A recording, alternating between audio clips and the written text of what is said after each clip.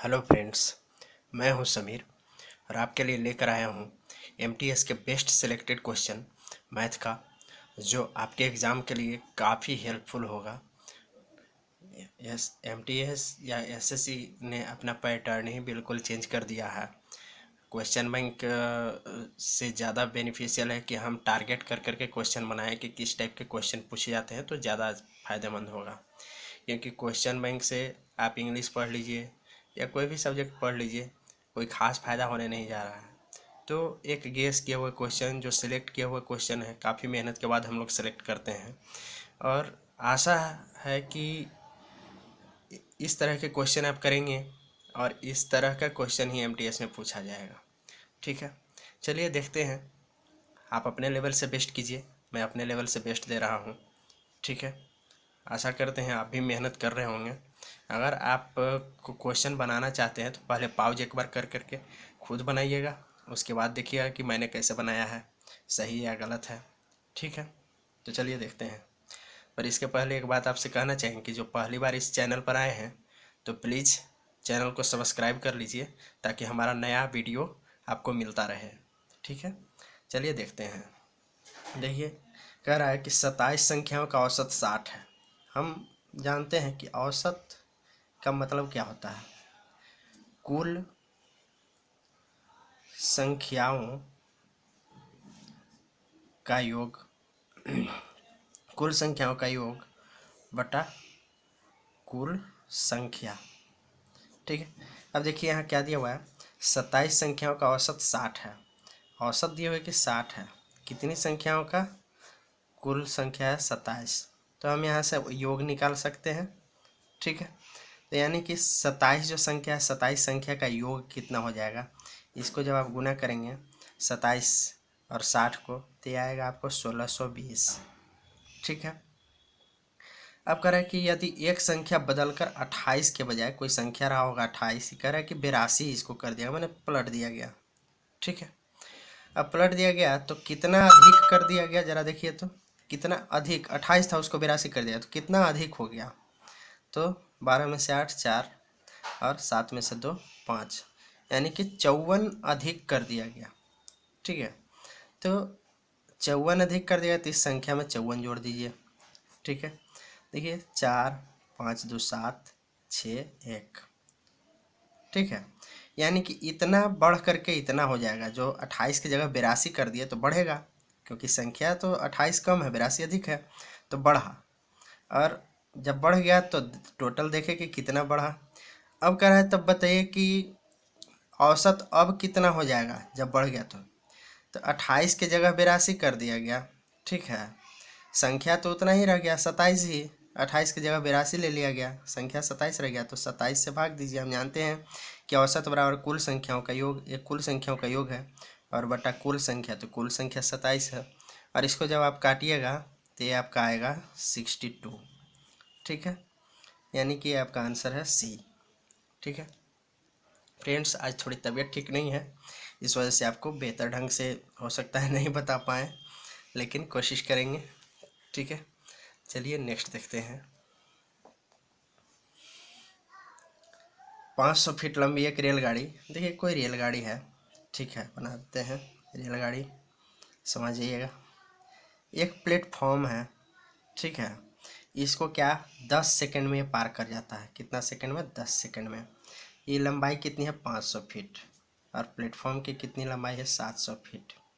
ठीक है, तो पूछ रहा है कि चाल बताइए, गति कितनी है। तो हम जानते हैं चाल बराबर क्या होता है, दूरी बटा समय। ठीक है, चाल पूछ रहा है। अब देखिए, जब ट्रेन इसको पार करेगा तो इसकी अपनी लंबाई, ये अपनी लंबाई भी तो पार करेगा, और ये इसकी ये लंबाई, दोनों की लंबाई क्या होगी, जुट जाएगी। क्योंकि जब तक ये अपनी लंबाई नहीं पार करेगा, इसको कैसे पार कर लेगा, तो पहले ये अपनी पूरी लंबाई पार करेगा। ठीक है, यहाँ तक मान लेते हैं आ गया, तो उतना देर इसको तो लगा होगा ना, और फिर ये पूरा प्लेटफॉर्म को पार करेगा। यहाँ जब इसका अंतिम छोर होगा, वो प्लेटफॉर्म को पार करेगा, यानी कि इसकी लंबाई और प्लेटफॉर्म की लंबाई जुड़ जाएगी। तब कितना हो जाएगा, 700 और 500 1200। 1200 दूरी है कुल, अब बटा समय कितना है 10 सेकंड। इसको काटिए, देखिए 120 आया। तो देखिए यहाँ डी में 120 है। ठीक है, चलिए नेक्स्ट देखते हैं। नेक्स्ट है दो संख्याओं का लघुत्तम समवर्ती 520 है, यानी कि लसा कितना दिए हुए है 520 और HCF उनका मसा 4 है। तो ये मसा कितना दिए हुए है 4। यदि उनमें से एक संख्या 52 हो, एक संख्या दिए हुए है, एक संख्या 52 है, तो दूसरी संख्या क्या होगी, हमसे पूछा जा रहा है दूसरी संख्या बराबर फट। तो देखिए इसका फॉर्मूला होता है HCF इंटू LCM बराबर पहली संख्या मान लीजिए x गुने दूसरी संख्या y। तो हमको मालूम है HCF 4, LCM 520, पहली संख्या 52 और दूसरी संख्या निकालना है। तो देखिए 52 से 10 बार में, यानी कि हमारा y बराबर कितना आ जाएगा 10 चौका 40, हाँ ठीक है। और देखिए यहाँ ऑप्शन ए में है 40। ठीक है, चलिए नेक्स्ट देखते हैं।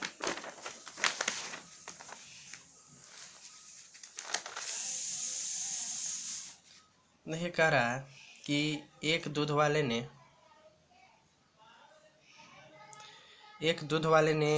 एक 70 लीटर दूध 630 रुपया में खरीदा।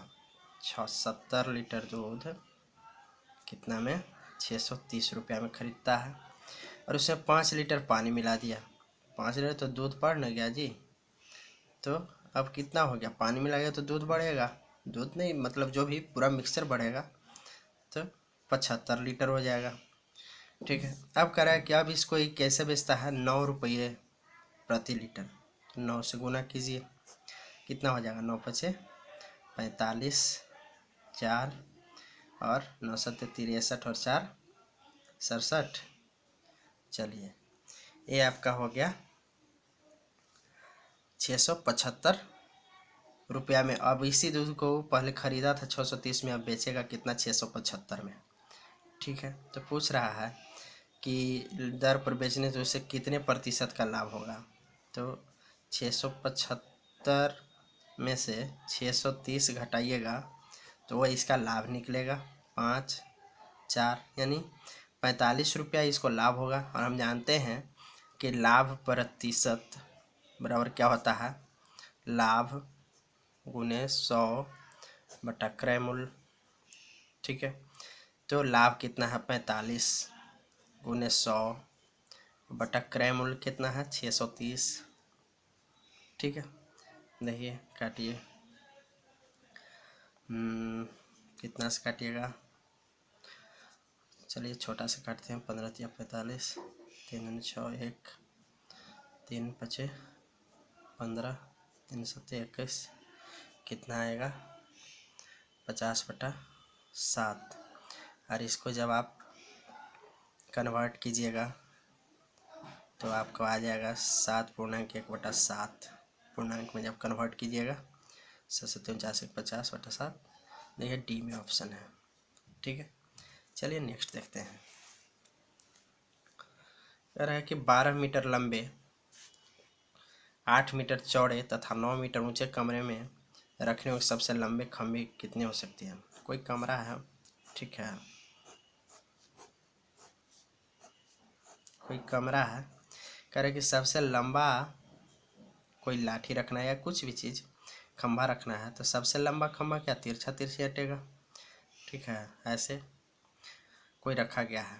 तो जब इस तरह का चीज़ निकालने के लिए रहे तो आप याद रखिएगा कि एक तरह से मतलब अगर ए आयत होता तो विकर्ण होता।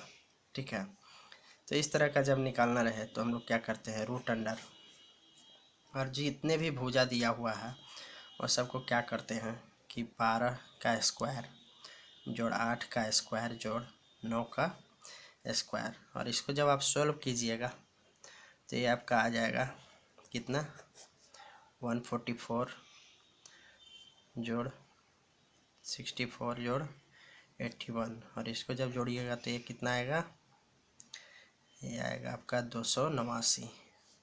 अब देखिए 17 का होता है वर्गमूल 17, रूट से जब बाहर आएगा तो ये 17 हो जाएगा। ठीक है, तो देखिए बी में है 17। ठीक है, चलिए नेक्स्ट देखते हैं। दो अभ्यर्थी पी और क्यू के अंक 2:5 है। पी और क्यू है, इसका अनुपात क्या है, 2:5। ठीक है, यानी कि कह सकते हैं P बराबर है 2x और Q बराबर है 5x। ठीक है, x क्यों लेते हैं, क्योंकि अनुपात तो काट करके जो सबसे छोटा बचता है, इससे छोटा नहीं किया जा सकता है। ठीक है, तो वो अनुपात कहलाता है। अब स्वाभाविक सी बात है कि जो एक्चुअल संख्या होगी उसमें दोनों से कटने वाला कुछ संख्या रहा होगा जो कि कट के इतना छोटा हुआ, तो वही संख्या को हम x मान लेते हैं जो कि दोनों में कभी रहा होगा। ठीक है, अब देखिए यदि कह रहा है कि यदि p का अंक, यानी कि कह रहा है कि p का अंक यानी कि 2x बराबर 120, तो q का अंक कितना है, यहाँ से हमको x मिल जाएगा, जब काटेंगे तो 60 बार में कटेगा, यानी x बराबर 60। अब q कितना है 5x, x हमको मिल चुका है, तो 5 गुने 60 कितना हो जाएगा, 6×5 = 30, 300, यानी इसका देखिए ऑप्शन सी 300। ठीक है, चलिए नेक्स्ट देखते हैं।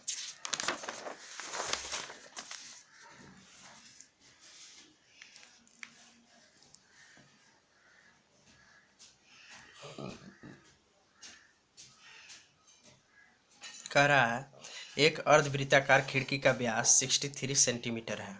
ठीक है, तब उसका परिमाप कितना होगा। कोई अर्धव्यास खिड़की है, ठीक है, अर्धवृत्ताकार खिड़की है। ठीक है, पूरा वृत्त नहीं है, आधा वृत्त है। ठीक है, कह रहे कि इसका व्यास 63 मीटर है, तो आर क्या हो जाएगा 63/2। ठीक है, तब परिमाप पूछ रहा है, तो हम जानते हैं पूरे वृत्त का परिमाप कितना होता है 2πr।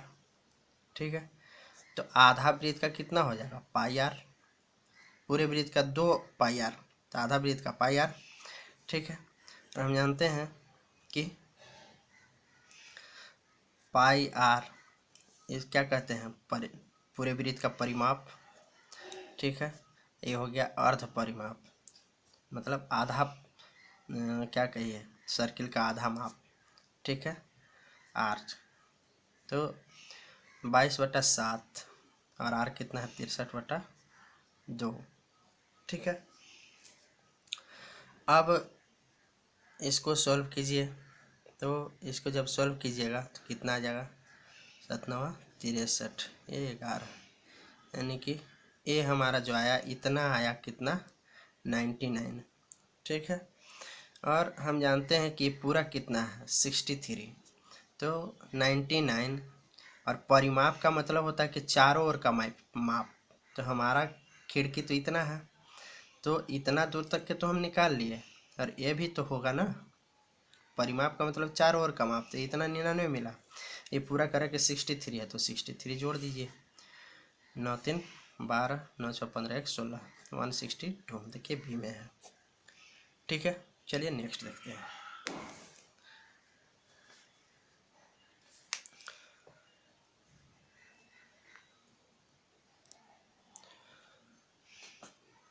दो कारों की गति का अनुपात 5:4 है, तदनुसार समान दूरी तक जाने में लगने वाले उनके समय का अनुपात। देखिए कह रहा है कि कोई कार x है, इसकी जो गति है x 5 है और y है 4। कभी भी ऐसा रहे कि गति दिए हुए है और समय का अनुपात पूछे तो जस्ट इसके उल्टा हो जाता है, यानी कि जो समय हो जाएगा यह 5:4, तो समय हो जाएगा 4:5, डी ऑप्शन। इसमें ज़्यादा दिमाग लगाने की ज़रूरत ही नहीं है। ठीक है, चलिए नेक्स्ट देखते हैं। 1 2 3 4 5 100 तक x = x, तब x का मान बताइए। कह रहे कि 1 से 100 तक की गिनती का योग बताइए। आपको फार्मूला बताए थे जो बिगिनर्स के लिए मैंने मैथ क्लास शुरू किया है, उसमें कि जिनका मैथ कमज़ोर है उनके लिए मैंने शुरू से मैथ शुरू किया है, जो नए होंगे वो देख लेंगे। ठीक है, उसमें मैंने एक फार्मूला बताया था ax × x + 1/2, देखिए एक्स अंतिम संख्या लेते हैं तो 100 है, गुने 100 + 1 101 बटा 2 50 बार में। अब इसको जब आप गुना कीजिएगा तो कितना आ जाएगा, ये आएगा 50 50। देखिए ये ऑप्शन है। ठीक है, चलिए नेक्स्ट देखते हैं। कह रहा है कि एक घन के प्रत्येक सिरे में 40% की वृद्धि कर दी गई। क्या कह रहा है, एक घन के प्रत्येक सिरे में 40% की वृद्धि कर दी जाए तो उसके पृष्ठ तल के क्षेत्रफल में कितने प्रतिशत की वृद्धि। कोई घन रहा है, कोई घन है, ठीक है, इसमें क्या किया गया कि 40% की वृद्धि कर दी गई। ठीक है, 40% तो बड़ा हो जाएगा ना, तो बड़ा मैंने कर दिया। देखिए ये जो ओरिजिनल घन रहा होगा 100 रहा होगा, सब भुजा 100 रहा होगा, घन का प्रत्येक भुजा बराबर होता है। ठीक है, और इसका जो है 40% बढ़ा तो इसका सबका 140 हो गया होगा। ठीक है, 140 हो गया होगा। तब कह रहे कितने प्रतिशत की वृद्धि हुई। तो हम जानते हैं कि जब पृष्ठ क्षेत्रफल की बात होती है तो इसका क्षेत्रफल जोड़ इसका क्षेत्रफल, सभी जितने इसमें आयत नज़र आ रहे हैं और सब का क्षेत्रफल का कुल योग ही पृष्ठ क्षेत्रफल कहलाता है। ठीक है, तो इसमें कितने होंगे आयत, 1, इसके पीछे 2, ऊपर 3, नीचे 4, साइड में 5 और इधर 6। यानी कि पहले एक आयत का क्षेत्रफल अगर निकालेंगे तो 100 गुने 100, ये हमारा आ जाएगा कितना, 1 2 3 4। अब 6 आयत है तो गुने 6 करेंगे तो ये कितना आ जाएगा, 1 2 3 4। ठीक है, अब देखिए इसमें आते हैं, ये हमारा पृष्ठीय क्षेत्रफल इसका निकल गया। अब इसका कितना है, 140। ठीक है, इंटू 140, तो एक आयत का क्षेत्रफल निकलेगा, कितना आ जाएगा। और आप जानते हैं कि कुल 6 रहता है तो गुने 6 भी करेंगे। ठीक है, तो कितना आ जाएगा, ये आपका आ जाएगा 117,600। ठीक है, ये इसका आएगा। अब पूछ रहा है कितने प्रतिशत की वृद्धि हुई, तो इतना बढ़ा। अब देखेंगे इसमें से घटा देंगे तो पता चल जाएगा कि बढ़ा था, कितना बढ़ गया, तो है 6000। 1 2 3 4 0 0 6 7 और 11 में से 6 5, इतना आया। ठीक है, अब हम जानते हैं कि जो बढ़ा रहता है तो जैसे लाभ का फॉर्मूला लगाते हैं, लाभ गुने 100 बटा क्रयमूल, तो लाभ इतना हुआ गुने 100 कर दीजिए, मतलब बढ़ा इतना, बढ़ा यानी कि लाभ हुआ, बटा क्रयमूल, क्रयमूल यानी कि जो ओरिजिनल आपका था।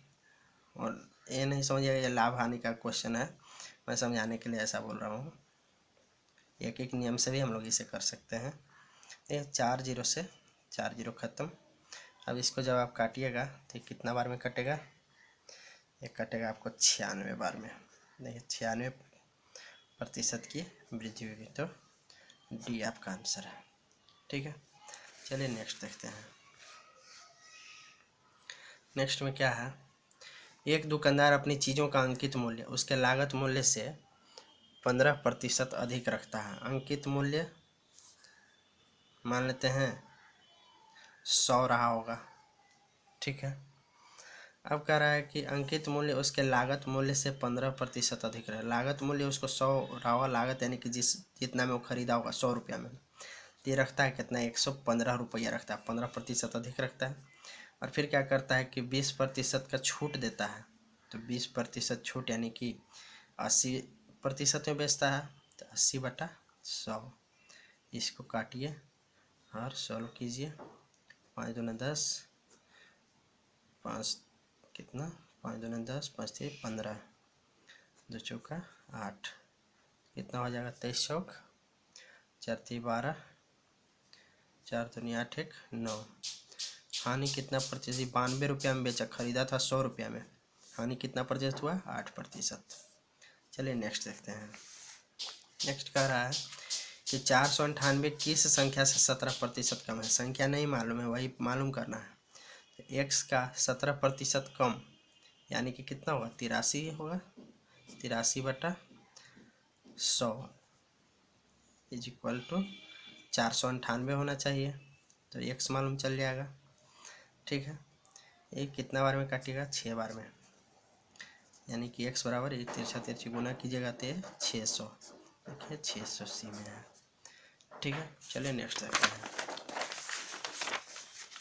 करा किसी धनराशि पर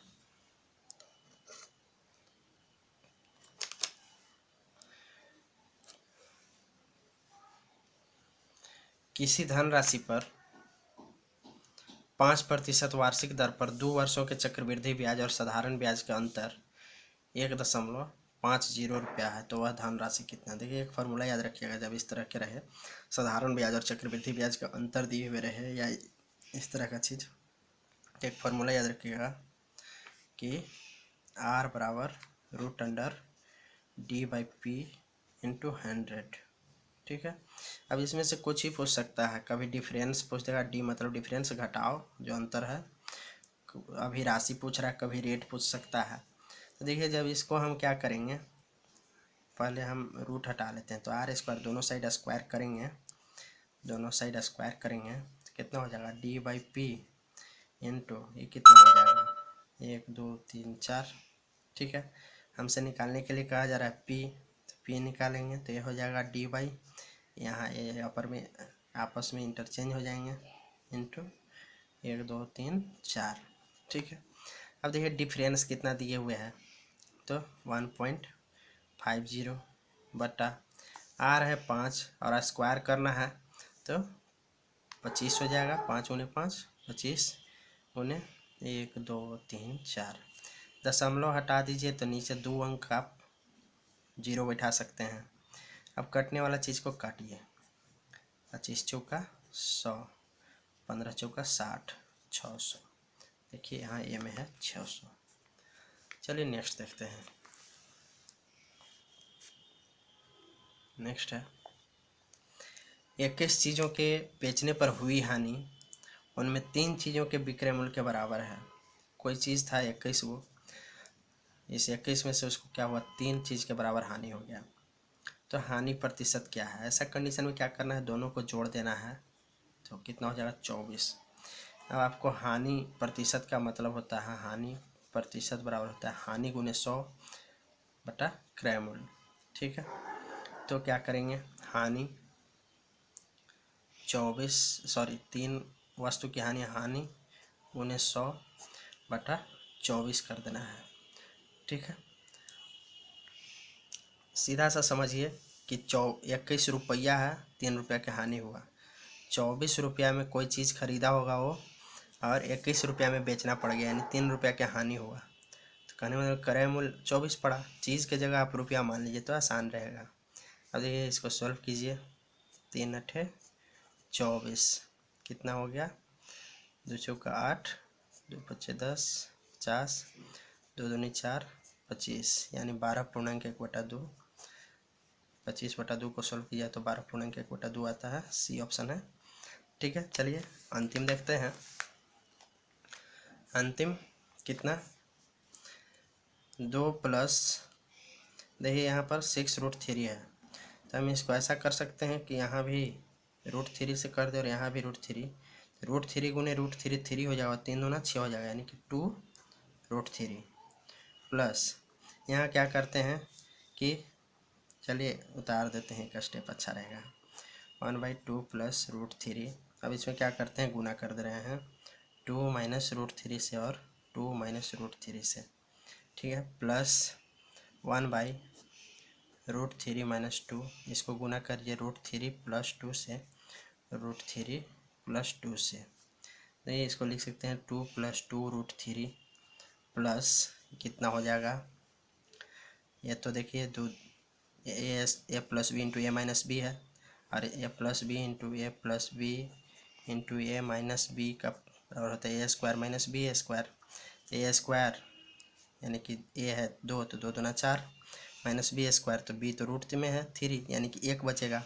एक बचेगा, यानी कि एक का वैल्यू नीचे में हम जीरो मान करके चलते हैं, कुछ नहीं मान कर नेग्लिजिबल मान करके चलते हैं, तो जाएगा 2 माइनस √3 प्लस, अब देखिए यहाँ पर भी ये कितना हो जाएगा, ये तो 3 माइनस 4, ये भी वही चीज़ है, प्लस भी इंटू है, लेकिन इसमें क्या है 3 और -4 अधिक है 3 से, यानी कि नीचे में -1 होगा, और जब -1 होगा तो क्या होगा, माइनस यहाँ पर साइन लगा देंगे और ये हो जाएगा √3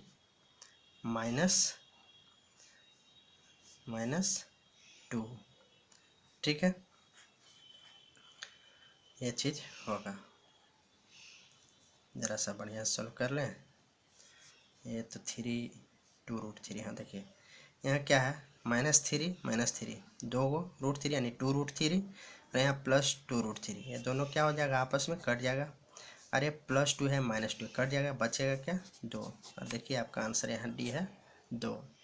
फ्रेंड्स, हमारे समझ से आपको अच्छा लगा होगा हमारा ये ट्यूटोरियल, यदि अच्छा लगे तो लाइक और कमेंट ज़रूर करें, ठीक है, अगर बहुत अच्छा लगे तो बहुत अच्छा कमेंट करें, पर कमेंट ज़रूर कीजिए, यही आपका प्यार है हमारे लिए। चलिए नेक्स्ट डे मिलते हैं फिर इस MTS के स्पेशल प्रिपरेशन के साथ। Thank you.